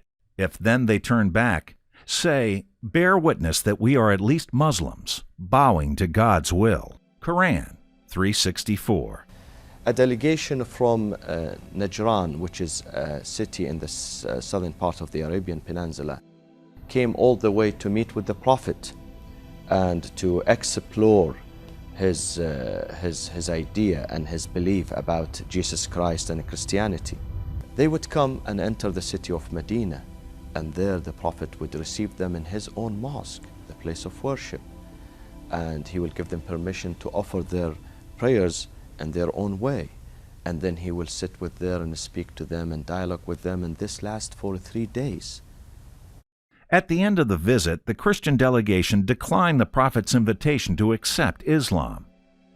The Prophet accepted their decision and gave them a letter assuring their freedom of worship and safety. Here is a part of his letter. Najran is under the protection of God and his Prophet. Najran's homes, churches, monks, priests, and their present and absent and alliance shall be safe. We have numerous examples of not only the Prophet, but his successors, the caliphs who came after him. They would talk and dialogue and sit in long sessions of discussion with the non-Muslims, with Jews and Christians. Muslims believe in the fraternity of all people. God said, "O humankind, we created you from a single pair of a male and female, and made you into nations and tribes, that you may know and deal with each other in kindness, not that you may despise each other. Verily, the most honored of you in the sight of God is the most righteous of you, and God is knower, aware." Quran 49:13. Some people still want to believe that Islam is a threat to the West, and that Islam is a religion that promotes violence or teaches violence. This is far from the truth. Islam, the very word, comes from peace, the word meaning peace, and Islam is a religion of peace. Muhammad the Prophet embraced Christians, he embraced Jews. Jews and Christians lived among Muslims and under Muslim authority, and had the freedom to practice their religion and conduct their affairs as they did before Islam. If there is communication and understanding, then there is friendship, collaboration, and bridge building. If dialogue between Christians and Jews was the mandatory work after the Holocaust, dialogue between Jews and Christians and Muslims is the mandatory work in our own day and time. My own Christian tradition says, treat your enemy with respect and love, and turn your enemy into your friend. There's a table where we can sit down and talk long before we have to get to acts of desperation. We are all our brother's keepers. We all must love our neighbors, and we have an ethical obligation not to destroy one another. For 70 years, Muslims and Christians performed their rituals and prayers side by side before the Umayyad Mosque in Damascus, Syria, was expanded in 705. Caliph Al-Walid ibn Abdul Malik bought the St. Baptist Church, which was east of the mosque, from the Christians in exchange for 4 other churches in the city. Today, the tomb of John the Baptist stands in the center of the Umayyad Mosque, along with the original baptismal well and stone-made pot. One of its minarets is known as the Minaret of Jesus. Muslims believe that Prophet Jesus will be returning to earth and will start his mission from this holy place. Muslims are then supposed to follow him as well as Christians. In an effort to bridge between Muslims and Christians, Sheikh Ahmad Kuftaro had called on both Muslims and Christians to work together, paving the road for his return. History shows that when Muslims and Christians clashed, they discovered that they share much of the same values. The Crusaders and Saladin is an example. In the book Saladin in His Time, P.H. Nupi stated, "The Crusaders were fascinated by a Muslim leader who possessed virtues they assumed were Christian." Saladin's image was in the Millennium issue of Time magazine. Time magazine wrote about Dante's Divine Comedy and said, "But perhaps what should be most surprising in his catalog of great-hearted souls was a figure solitary, set apart. That figure was Saladin." When Dante, the most Christ-centered verse ever penned, wrote lionizing his name, Saladin had been dead for over 100 years. Dante's writings stand today, as it did in the past, as a testament to Saladin's extraordinary stature. When Saladin captured Jerusalem from the Franks, he spared the lives of 100,000 Christians. Richard the Lionheart negotiated peace with Saladin. Saladin could have exploited the situation since he had the upper hand. However, he followed Islam's quest for peace and spared their lives. God said, "It may be that God will grant love and friendship between you and those whom you hold as enemies. For God has power over all things, and God is oft forgiving, most merciful." Quran 60:7. In contrast, when the Crusaders entered the city 88 years earlier, they massacred 80,000 of the original inhabitants of the city.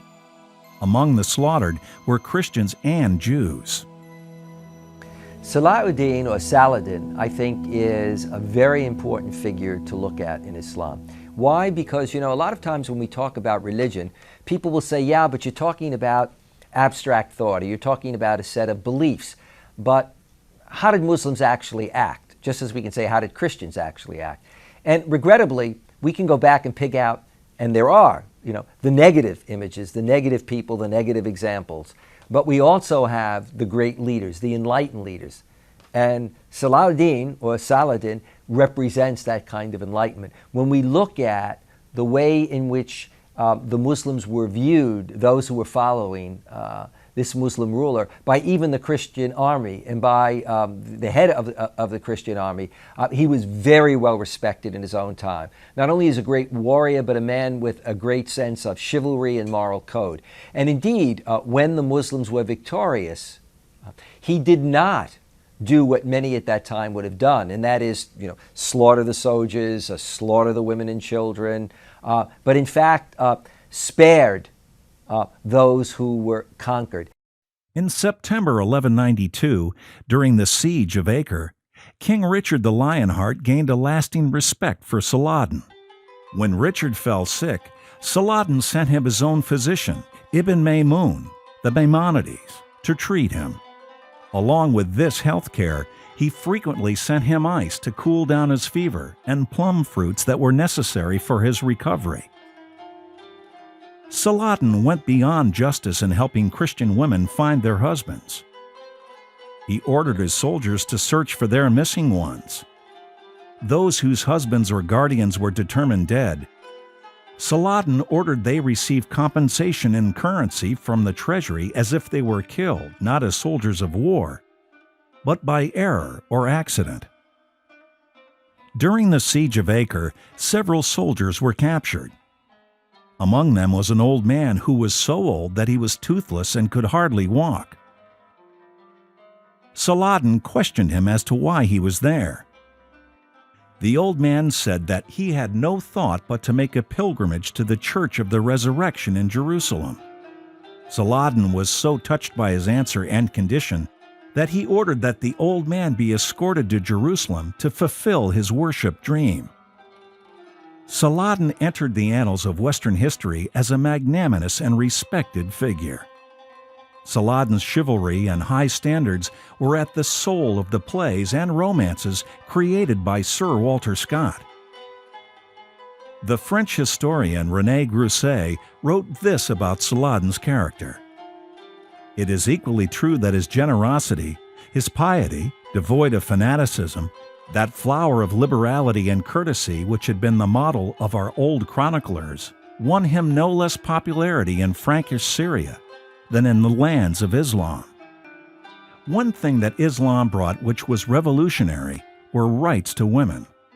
In the societies in much of Europe, Asia, and Africa, women's rights were non-existent until modern times.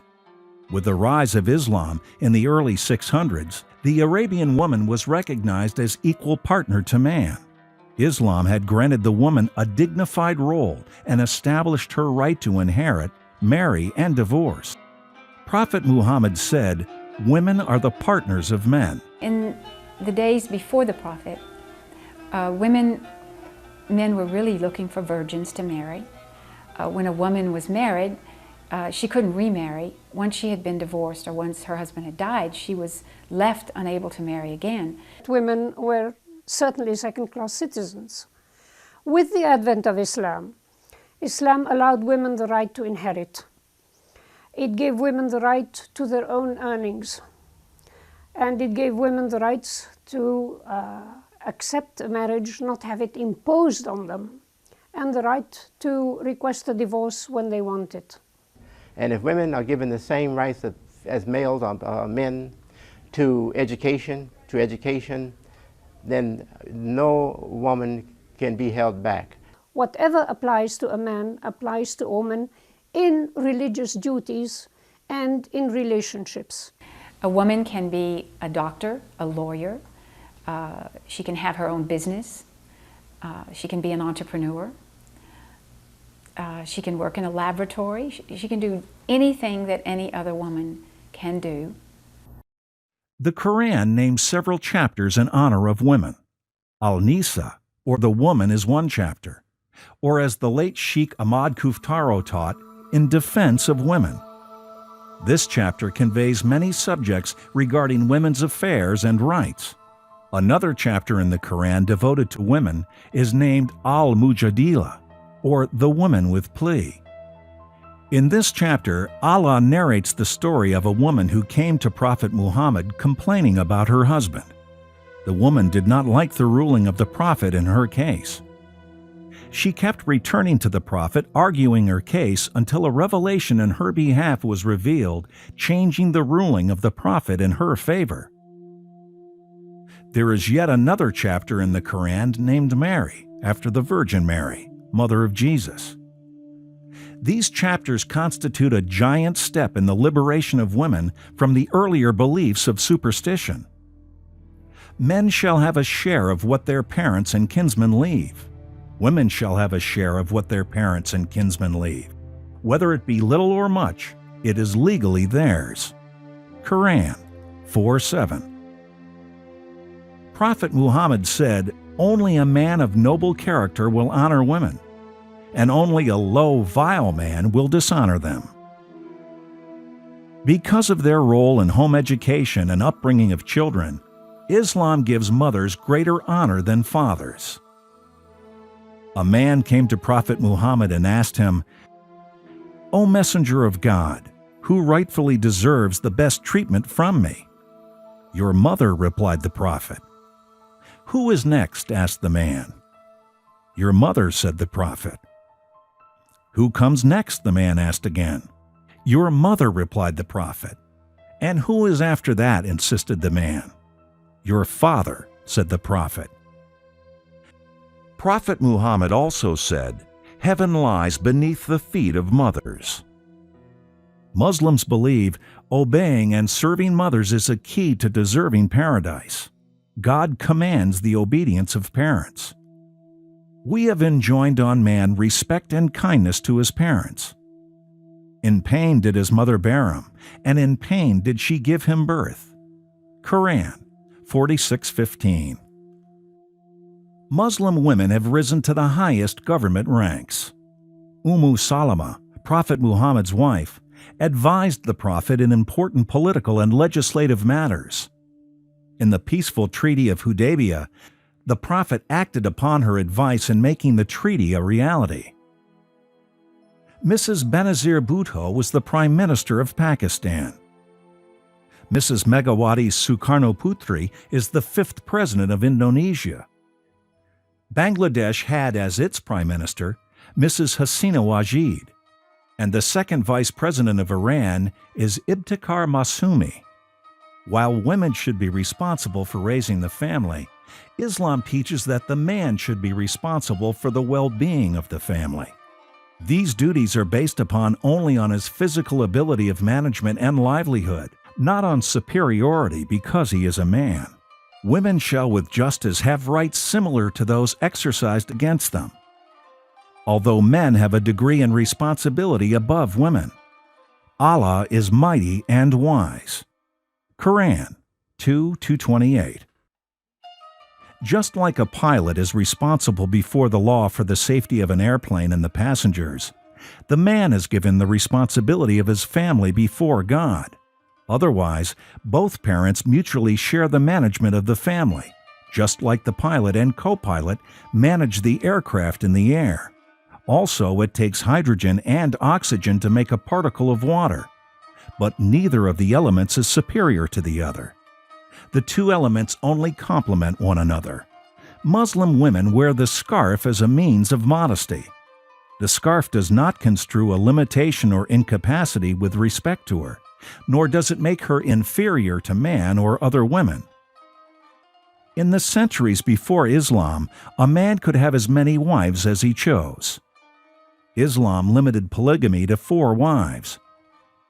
To prescribe only 4 wives is a limitation, not a license. Unless the man is able to support and deal justly with all of his wives, he should remain monogamous.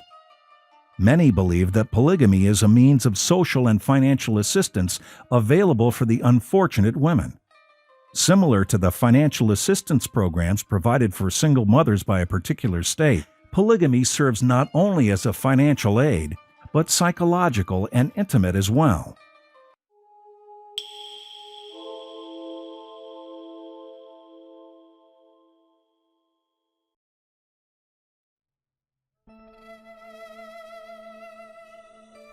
As well as the spiritual, social, and political contributions of Islam, Muslims believe that the quest for knowledge is an integral part of their faith.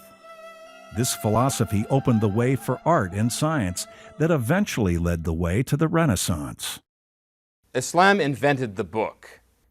It began with the word iqra, reading, using the pen. And so the Muslims became big converts to learning. And so not only were they doing the sciences, but they were doing a lot of literature. The Arabian Nights, the poetry of Omar Khayyam, for example, Romeo and Juliet is directly tied to the Romantic era. Cervantes' writings, Defoe's work, Robinson Crusoe has an Islamic origin. In terms of which sciences the Muslims invented, they invented all of the basic sciences according to Briffault, Goldstein, Durant, and others.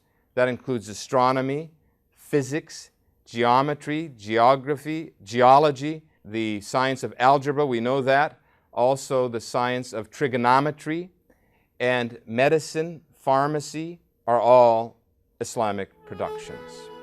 Muslims believe contemplating the universe is a way to reach to God. The Quran points to signs on earth and heaven that make people think, investigate, and explore.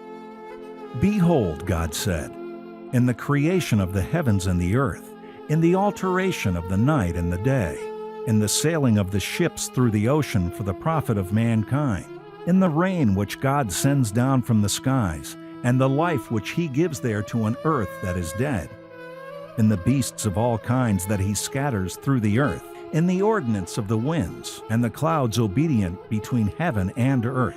These indeed are signs for people who have sense. Quran 2:164.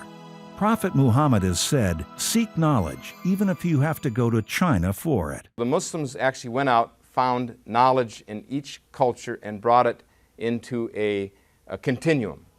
Seek knowledge from the cradle to the grave, said the Prophet Muhammad. He also said, lo, the angels offer their wings to the seeker of knowledge. The Hindu culture came in with the Persian, then with the Arabic, and then with the Greek and the European. It all bent together, the ancient pharaonic culture. All that knowledge came together, that led to the sciences. It was the Quran that leveled the playing field. That's the difference. The Islamic philosophy of fraternity and learning for all opened the way for other religious minorities within the Islamic dynasty to grow and prosper. In the early Umayyad period, we find that Christians and Jews were part of court life, that indeed they held responsible positions within the Umayyad court. And tradition also tells us that Christians and Muslims at times prayed together. Muslims believe the Quran considers earthly issues important as well. The Quran named chapters after what constitutes the nerve of the economy in Arabia at the time of its revelation. The cattle is an example, or in modern terms, the cattle industry. Other names, such as the ore, or as the late Sheikh Ahmad Kuftaro translated as ore and mining, and Saba, in reference to the people of Yemen who built the Marib Dam for future agricultural and industrial projects. You will see so many surahs named after the cosmos, named after the sun, the stars, the moon, the wind. A long chapter called the cattle, for the Muslim to study the benefit of the cattle. Prophet Muhammad encouraged his followers not to be financially dependent on others, but to seek work and thrive. After all, he was a merchant himself. His inspirations in this regard are, poverty can be as bad as disbelieving in God. The Muslim who gives in charity is better than the one who receives charity. And he used to make this prayer, our Lord, help us achieve prosperity in this life and in the hereafter. Prophet Muhammad, peace be upon him, says, when the person dies, all of his actions will stop, except three things will continue after death. Number one, a righteous son who prays for his father or his mother. Number two, a continuous charity. Number three, a useful knowledge. The Muslims' day was highly dependent on time, since their prayers are at specific times during the day. As a direct act of faith, Muslims invented the clock. There were clocks in the Persian Empire, in the ancient Greek Empire, and there were sundials. But in terms of a clock, the kind that we have today, that's Islamic. The pendulum was invented by Ibn Yunus in Egypt in the 12th century, who then regulated it for its use in clocks. Caliph Harun al-Rashid sent a clock to the Charlemagne king of the Lombards, the Roman emperor, and through their friendship, an inn and a market for Christian pilgrims in Jerusalem was established. The Seljuk scientists, including Al-Qayyum, in the 11th and 12th century, were responsible for the creation of the solar calendar that was used widely until today. Muslim astronomers also devised a more popular calendar for the farmers, known in the West as the Calendar of the Cordoba, which served as the model for the modern Farmer's Almanac. In fact, the word almanac is from the Arabic word al-manakh, meaning the climate. This evidence reveals the influence of the Islamic world on the West in the keeping of time. Muslims founded the world's greatest trade route that spread from China and Central Asia to Baghdad, sometimes known to historians as the Golden Web. This was one of the most lucrative trade routes that existed during that time. It allowed gigantic trains of over 60,000 people and as many animals to travel on a regular basis from the great cities of China and Central Asia to Baghdad. From Baghdad, some of the goods would then be shipped on to other destinations, including Constantinople in Eastern Europe, Yemen, North Africa, and South Asia.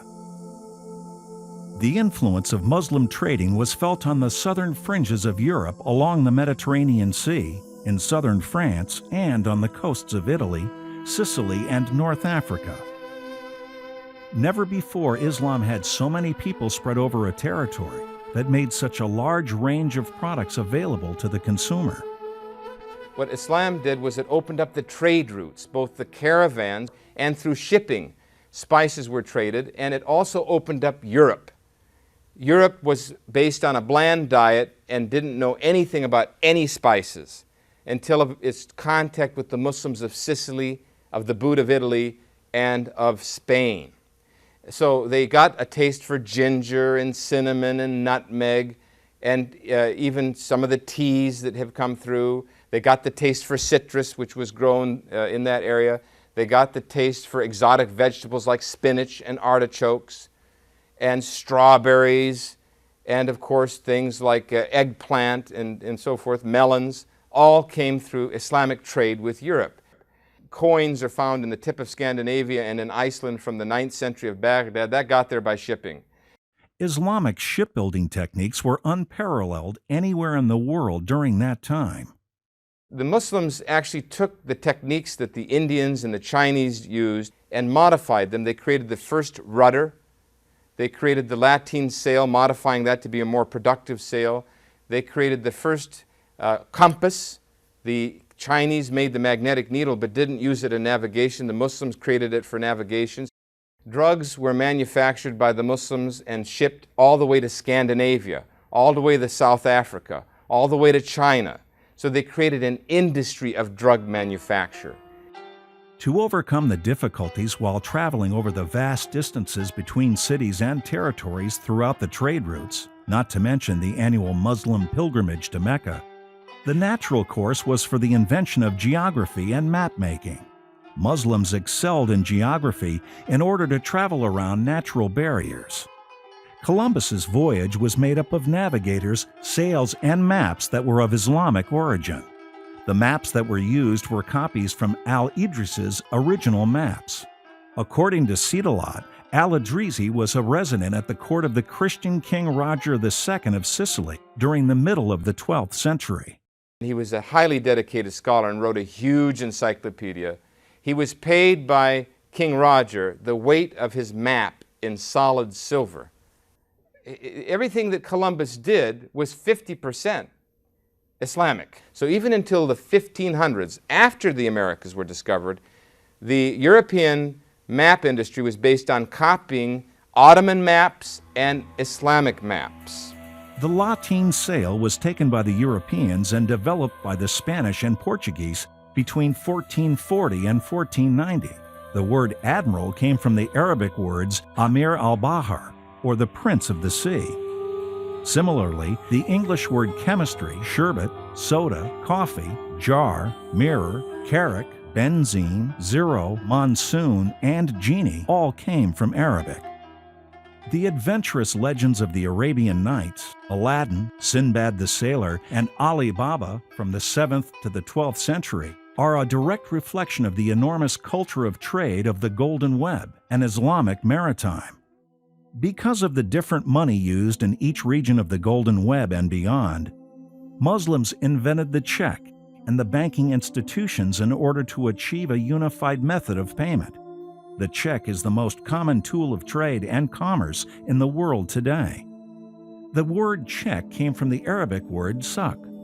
A check would be issued in Baghdad for a particular commodity, and it would be cashed elsewhere in Indonesia, Yemen, India, or Europe.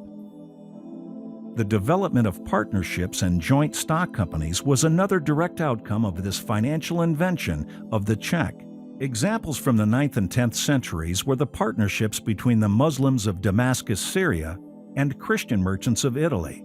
Ibn al-Haq, in the Book of Roots and Kingdoms, cited some private accounts in North Africa of an astonishing 400,000 dinars for precious metals exported from the Senegal. Baghdad was known as the source of wisdom. Scholars, Muslim, Christian, Buddhist, atheist, believer, they all came and converged on Baghdad to learn the sciences. Muslims brought to Spain the concept of municipal administration and measures of control of commerce.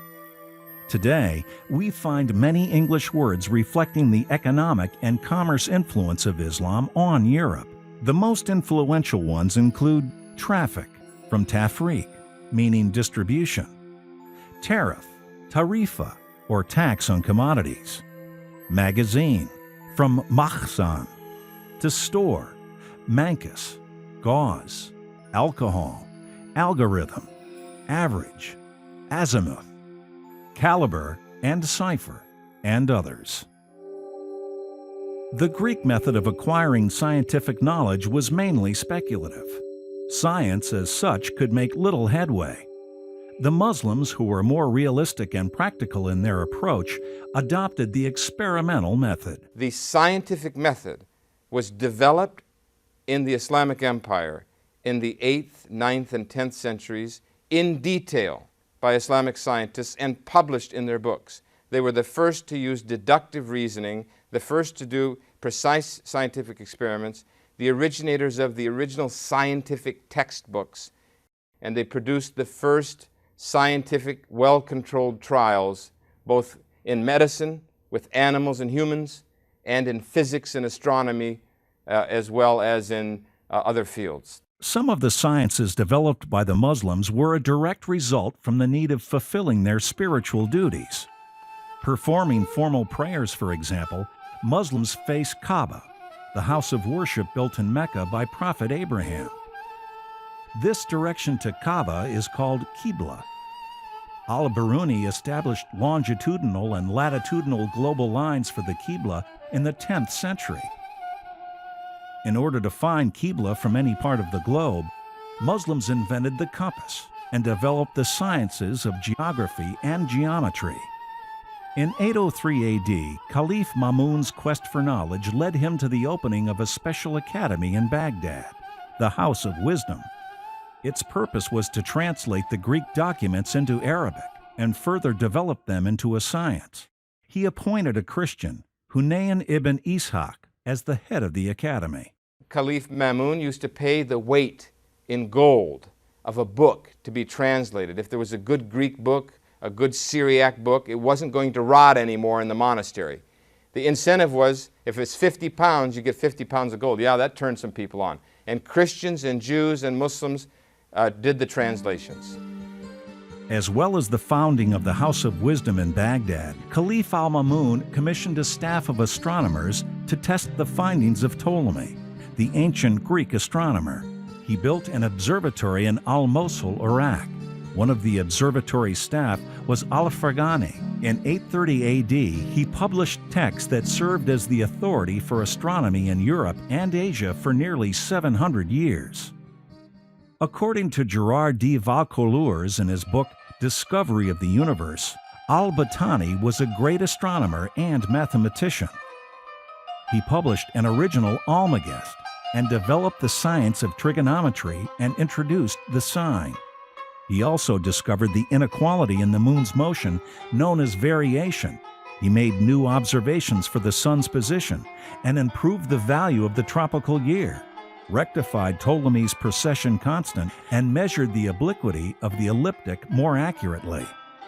Until the 12th century, Ibn Tufayl, Ibn Rushd, and Maimonides revolted against the Ptolemaic theory of homocentric model that the planets rotate around with the Earth as the center rather than the sun. Judd G.A. in the book History of Civilization regarded al-Jabr ibn Hayyan as the father of chemistry.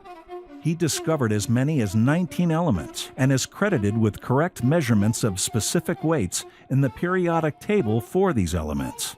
He perfected chemical processes such as distillation, crystallization, and sublimation. He was the first to distill vinegar into acetic acid. He introduced the relative solubility and insolubility of substance in solutions, and was the first to use glass tubes and bottles on a large scale. The famed physician Ar-Razi was also a chemist. He wrote the book Sir al-Asrar, The Secret of Secrets, which revealed much of the properties, colors, and types of minerals and mineralogy discovered by all previous civilizations. This book was the first example of a chemistry lab manual. The chemicals he experimented with included nitric and sulfuric acid. His laboratory included burners, water baths, a hearth, a kiln, bellows, filters, ceramic dishes, flasks, and vials. All these devices are part of the modern lab.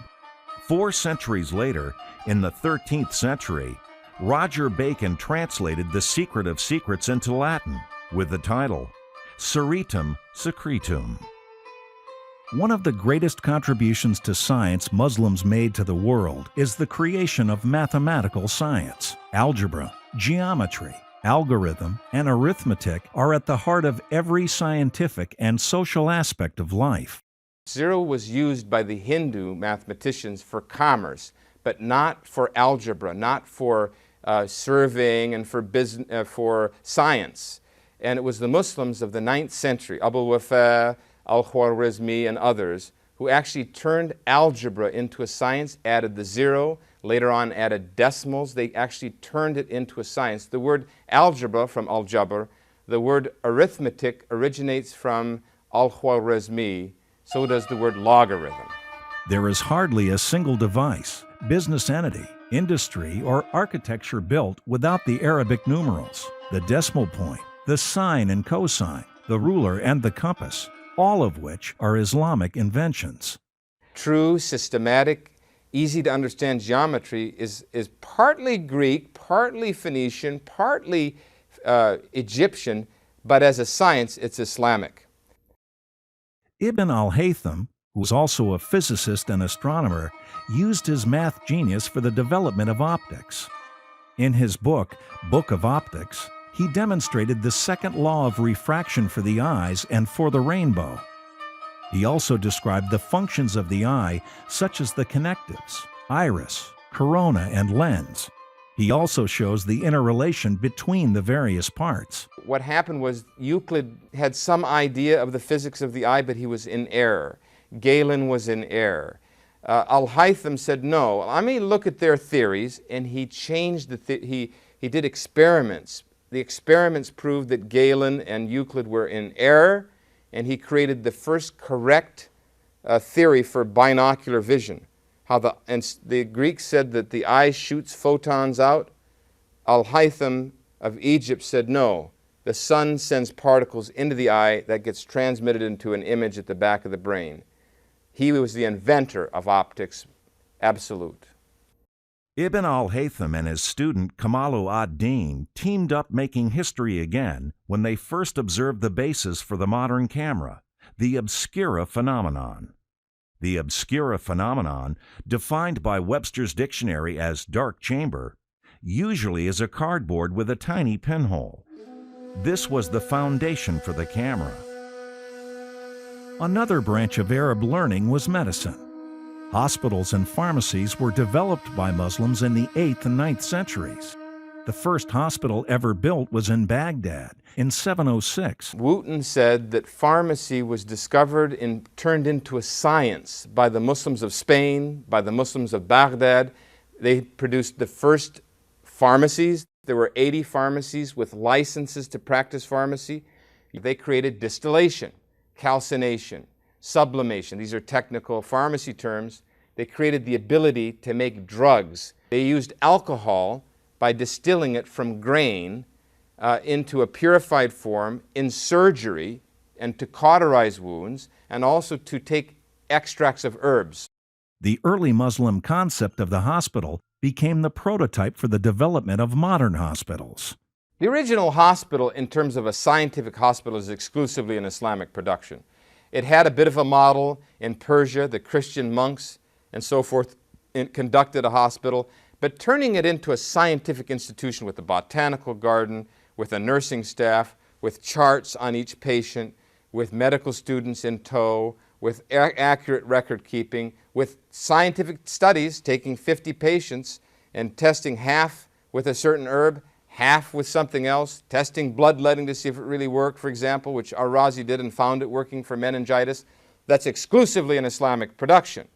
In fact, the hospitals were so popular for the Europeans that they would fake illness to get into the hospitals, the magnificent hospitals in Cordoba, in Cairo, and in Damascus. One of Europe's best medical schools in France was founded by Arab doctors. Islam's influence on Europe was indeed responsible for the escape of Europe from the Dark Ages.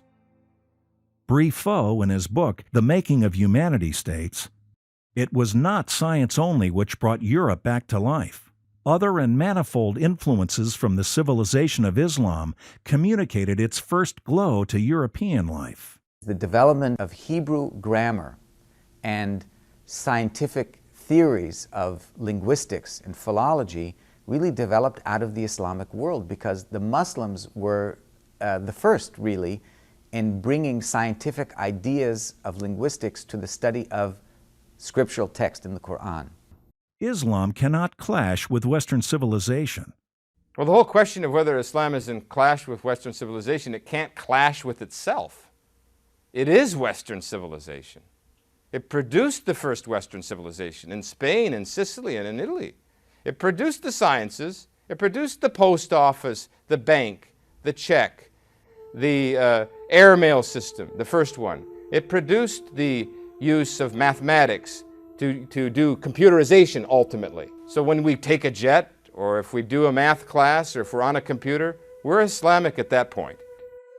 From the 8th through the 13th centuries in Spain under the Muslim Moors, some of Islam's greatest thinkers revolutionized Christian scholasticism. Some of those are Al-Farabi, Ibn Sina, Ibn Hazm, and Ibn Rushd. Ibn Rushd, known by the Latin as Averroes, was a philosopher, an Aristotelian, and an author of some of the most influential medical works. Among Ibn Rushd's followers were Jewish thinkers, who called him the soul and intelligence of Aristotle. In fact, Jewish philosophers such as Ibn Maymun, known as Maimonides and Avispran, who were the main glory of Jewish intellect, were students of Ibn Rushd. Maimonides is a powerful example of a great Jewish leader and contributor to the general world, both of Judaism, Islam, and even secular culture as well. Maimonides, of course, was the first Jewish physician to the Sultan of Egypt. There was a kind of de facto collaboration between Jews and Muslims and Christians in scientific endeavor during the Middle Ages.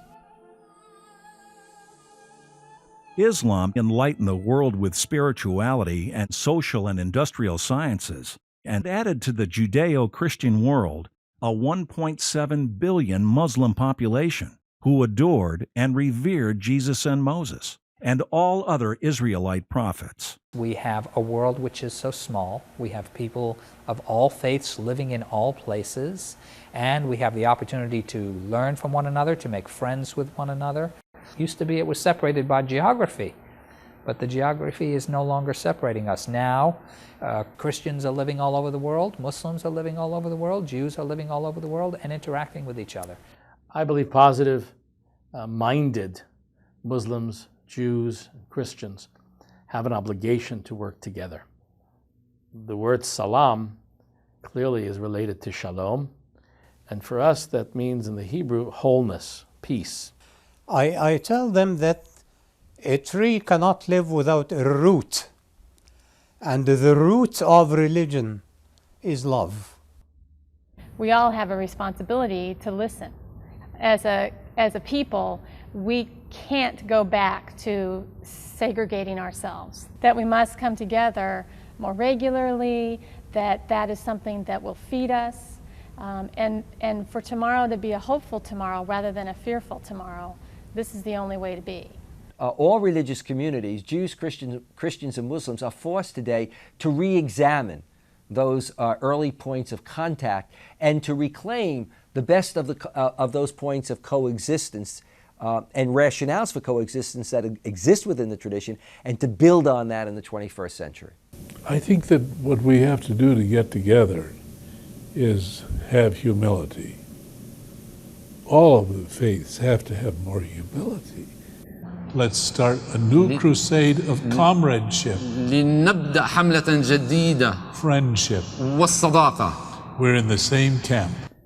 There is a place for acceptance of other religions within monotheism, within every expression of monotheism, but you don't always see it. We are friends, and we love one another and help one another. We are members of the same family, sharing the great grandparenthood of a pair of people, Adam and Eve. It's absolutely critical that Muslims and Christians and Jews work together in order to understand one another better, because the essence of the divine will is really the same between all of us. There are so many parallels, religious, social, moral, and ethical, in the three monotheistic religious traditions. It seems just a shame that we haven't done a better job of working together. We're all part of the same family, and we really have our differences. Sometimes those differences are substantial. Very often those differences are really quite petty. It's absolutely critical that we learn to be a little bit more generous and respectful of the other, so that we can learn to live together and to work together on common cause. I think when we draw on the best heart of our faith traditions, we have the resources from God that we need to achieve peace and to live at peace with one another. And isn't this the desire of everyone who is a lover of God, is to live at peace with God and at peace with our neighbors.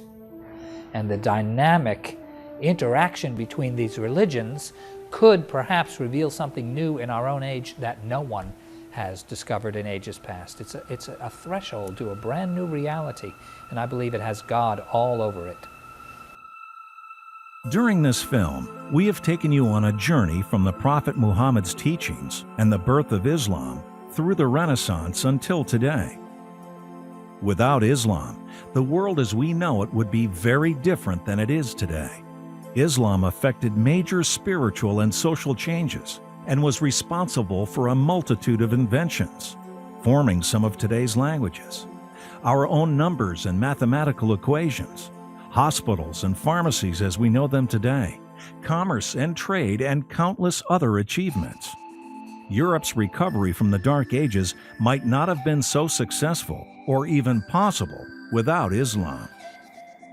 Columbus would have never made it to the New World. Islam gave women dignity and rights that they never had before.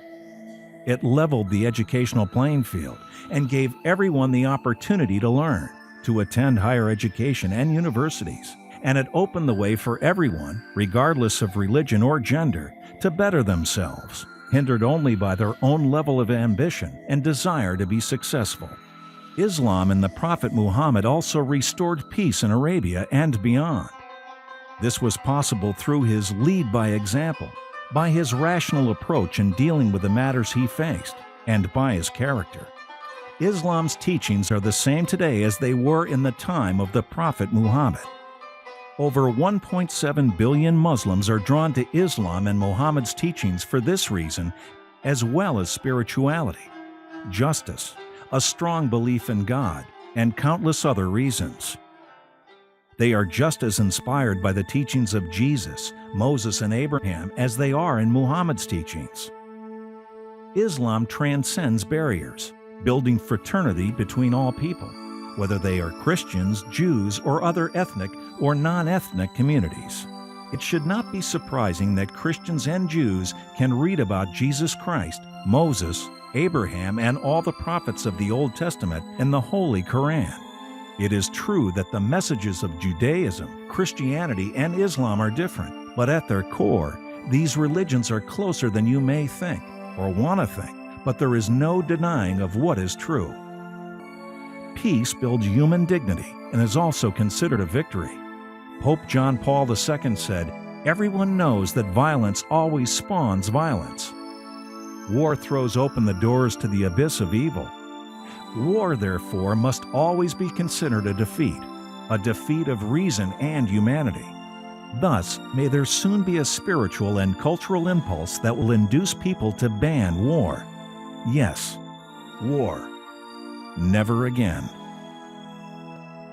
Christians, Jews, and Muslims all teach about a global peace, loving their neighbor, and accepting of others who are different. Let's all, whether we be Jews, Christians, or Muslims, learn about each other's religions, not so that we can see the differences, but that we can rejoice in the similarities.